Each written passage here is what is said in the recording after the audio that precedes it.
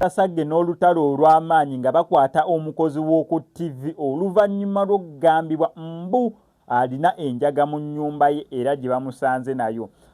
Robin Kist abatamumanyi yakolako ku NTV. Yes, yakolako ku NTV. Waliwo n'essaaga za Sheila Gashumba we yaviira ku After 5.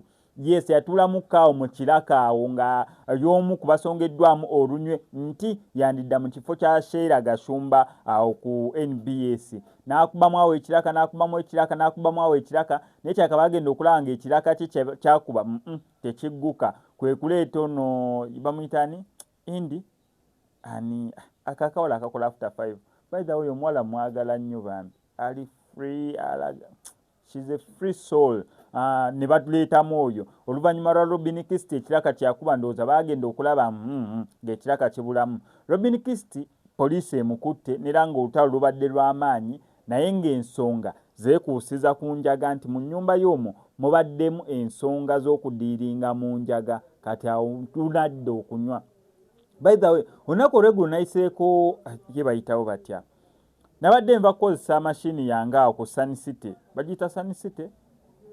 Sun City. Ng'ova waneno ku gundi ye nkulagirira. Owalinga Fido Dido. Chache eyo bagiyita batya ya watoto nga wakasalamu awo katini. Waliwo ekizimba awo mwe bakwasaganyiza ensonga za laptop bakiyita Sun City weesuubira. Kati Sun City w'ogiyitamu n'okurosingamu awo emabega. Waliwo ndowooza gye bayita batya.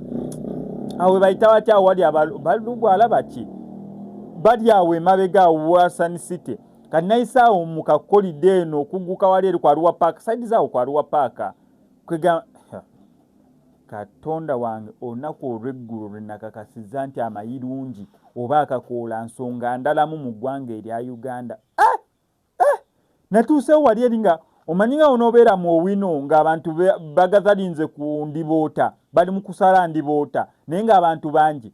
Bannange bali abantu babadde bangi abatunda nga bangi tebabadde egundi emu naye nga abagitunda we bali abakoze kalayini kangi naye ng'abantu bali wali eri buli omu ali gwe akakoola nsonga ndalamukko abadde tamanyi kakoola nze kyaka mbadde nkawulira buulizi nga ndaba n'omukulu ng'akalya alien skin naye nga bizinensi y'amaanyi nnyo nnyini natidde eggwanga. Nadde nva okukozesa mashini yange laptop yabadde yagizeemu ensonga za screen naye maama nagenza osalamuwe nti ne mukube panya maama nagudde mu batunda akakoola kyaka abadde bakagireeta emmaali ne natunudde nasoose ne ŋŋamba ki ekigenda maaso ngandi abantu bagazalinze bangi ate bakuba music yali loud maama abaye abo batunda music waawo ndowooza babeera batunda music bakuba music weewaabwe ey'engulu ng'aleekaana naye ng'abantu bajjudde we bati. Nagambye kiki nagenza okwetegereza buli omu bali endagala kasaako kali mu ndagala kapaafu. Katonda wange kati nno naye Robin Kist updates ngenda zikuleetera ezikwasaganya ku nsonga z'enjaga gy'abadde adiringamu oba abadde adiringamu etya actually ate negwe nanyumirizzaako nanyumiriza engeri abaana gye bagitambuzaamu awo mu kibuga. Tewaliwo nera n'omuvubuka omulala akuba bizindaalo yagenda atunda swiiti. Oli abadde anyumiza munne n'agamba muno omuyaaye wanene atunda swiiti. Oyo naye muzibu muko kono n'atambuza ekizindaalo ye atunda swiiti naye mbwe abamutegeera abeera tatunda swiiti.